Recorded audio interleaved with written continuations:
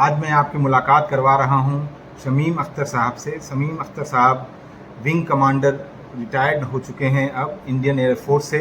शमीम अख्तर साहब की ख़ास बात यह है कि इन्होंने 14 साल पहले अपनी रिटायरमेंट वीआरएस ले ली है, चूँकि ये चाहते थे कि देश के नौजवानों को इंडियन आर्म फोर्सेस के लिए मोटिवेट करें। और इसी सिलसिले में इंडियन आर्म एयरफोर्स की एक वैकेंसी आई है, जिसके बारे में शमीम अख्तर साहब खुद से बताएंगे और क्यों उन्होंने अपने 14 साल की नौकरी को छोड़कर मोटिवेट करने का सोचा, वो भी ये बताएंगे। शमीम अख्तर साहब। जय हिंद, नमस्कार, अस्सलाम वालेकुम। It gives me immense pleasure to be here and giving this interview. Thank you very much Shahnawaz साहब। थोड़ा सा मैं अपने बारे में बता दूं। My name is wing commander Shamim Akhtar from the Indian air force, और मैं एयरफोर्स में एक एजुकेशन ऑफिसर था और मैंने प्री मैच्योर रिटायरमेंट लिया है। और जब मैंने रिटायरमेंट लिया तो 14 साल की नौकरी मेरी अभी भी बाकी बची हुई थी।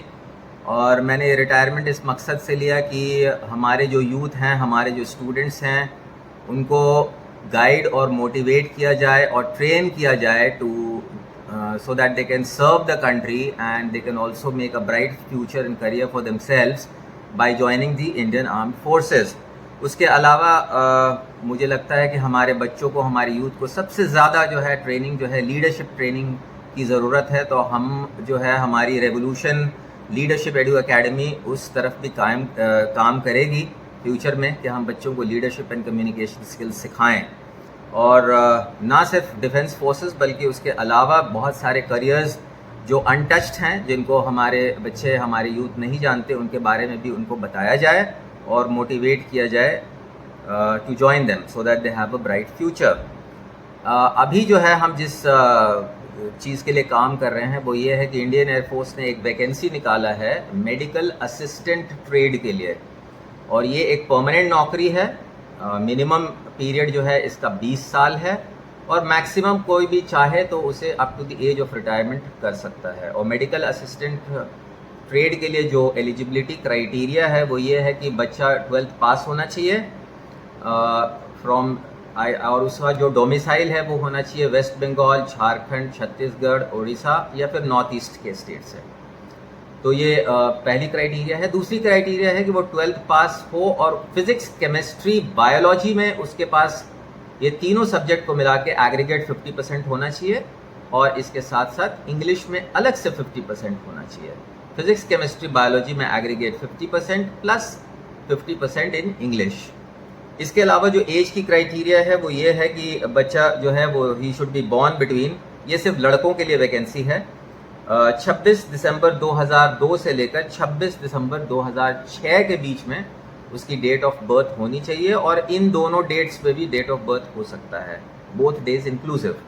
अगर बच्चे ने डिप्लोमा किया हुआ है या बीएससी किया हुआ है फार्मेसी में तो वो भी एलिजिबल है, प्रोवाइडेड कि उसमें उसके 50% मार्क्स बच्चे ने लाया हुआ है। और उनके लिए जो एज की क्राइटेरिया है दैट इज़ 26 दिसंबर 1999 से 26 दिसंबर 2004। सबसे अच्छी बात यह है कि ये एक परमानेंट पोस्ट है मेडिकल असिस्टेंट का, और ये अग्निवीर के तहत नहीं आता है, अग्निवीर के तहत नहीं आता है। और इसका ट्रेनिंग के दौरान जो है मंथली स्टाइपेंड है 14,600 रुपये। सो जैसे बच्चे की ट्रेनिंग शुरू होगी उसको पर मंथ जो है ट्रेनिंग के दौरान 14,600 रुपये मिलेंगे, और जैसे ही ट्रेनिंग ख़त्म होगी और बच्चा एक परमानेंट एम्प्लॉय बनेगा एयरफोर्स में, बच्चे की जो स्टार्टिंग सैलरी है वो तकरीबन 27,000 रुपीज़ होगी। तो ये बहुत ही बेहतरीन अपॉर्चुनिटी है हमारे बच्चों के लिए कि वो ज्वाइन करें, और साथ साथ ना वो सिर्फ अपने देश, अपने मुल्क की सेवा करें, बट अपने लिए भी एक बेहतरीन मुस्तकबिल का इंतखाब करें, एक उज्जवल भविष्य बनाने का उनके लिए एक बेहतरीन मौका है। और इसके लिए हम जो हैं उनको गाइडेंस प्रोवाइड करेंगे और 15 दिन का एक क्रैश कोर्स जो है उनको प्रोवाइड करेंगे कल से, जिसकी शुरुआत होगी 15 दिनों के लिए, क्योंकि जो डेट ऑफ टेस्ट है वो 12 सितंबर है। जो डेट ऑफ टेस्ट है वो 12 सितंबर है, और टेस्ट जो है वो air force station Barrackpore, 24 Parganas, West Bengal में होने वाला है। तो सबसे अच्छी बात यह है कि वो हमारे ही स्टेट में एग्जामिनेशन सेंटर है, और चूंकि एयरफोर्स में एक free and fair selection system है, जहां ना कोई जात ना पात देखा जाता है, ना कोई उसके अलावा सिर्फ मेरिट बेस्ड सिलेक्शन है, तो हमारे बच्चों के लिए एक बेहतरीन मौका है इसमें करने के लिए। तो मैं आपके माध्यम से ये बताना चाहूँगा सारे मैक्सिमम यूथ और स्टूडेंट्स के साथ जो है ये पास पैगाम पहुंचाना चाहूँगा कि अगर वो इंटरेस्टेड हैं तो वो हमें कांटेक्ट करें मेरे मोबाइल नंबर पे, जिसका नंबर नोट कर सकते हैं 9623009742। मैं एक बार फिर से नंबर रिपीट कर रहा हूँ 9623009742। इसके अलावा मैं एक ऑल्टरनेट नंबर भी बता रहा हूँ, ये मेरे साथी जनाब अजहर सलीम साहब का नंबर है और नंबर है 9831045323 9831045323। तो दोनों में से किसी नंबर पे कॉल करें और जो भी डाउट्स हैं उसको क्लियर करें। एक क्लियरिफिकेशन आप और दे दें कि ये ट्रेनिंग पीरियड कितने दिनों का होगा, जो जिस वक्त स्टाइपेंड मिलेगा वो ट्रेनिंग पीरियड कितने दिनों का होगा उनका? तो ये जो ट्रेनिंग पीरियड है बच्चों का, पहले 4 महीने की ट्रेनिंग जो है वो बेलगाम कर्नाटक में होगी, जो कि जिसको बेसिक ट्रेनिंग फेज कहा जाता है। उसके बाद जो ट्रेनिंग है वो मेडिकल ट्रेनिंग सेंटर बेंगलोर में होगी, जो कि 48 वीक्स की ट्रेनिंग है, 48 हफ्ते की ट्रेनिंग।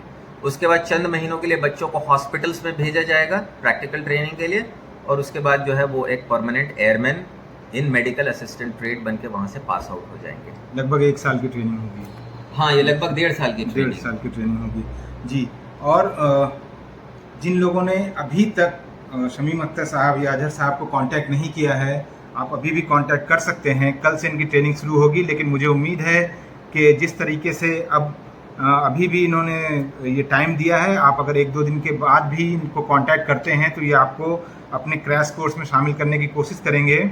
इसलिए इस सेंटेंस के साथ मैं ये ख़त्म करना चाहूँगा, योर टाइम्स स्टार्ट नाउ। आपके करियर की एक बेहतरीन शुरुआत मिल सकती है, इंडियन एयरफोर्स में जाने का एक बेहतरीन मौका है आपके पास, और जो परमानेंट जॉब है इस बात का हमेशा ख्याल रखें, और जो जिस तरह के एम्प्लॉयमेंट की सिचुएशन है उसमें एक बेहतरीन मौका है आपके पास जॉब पाने का। और बेहतरीन गाइडेंस के लिए आपके साथ मौजूद रहेंगे शमीम अख्तर साहब, जिन्होंने लाइफ का अपना मोटिव यही बनाया है कि वो आपको सही गाइडेंस दे सकें और आप सही मुकाम पे अपने लाइफ में पहुंच सकें। Thank you so much. Thank you, जय हिंद।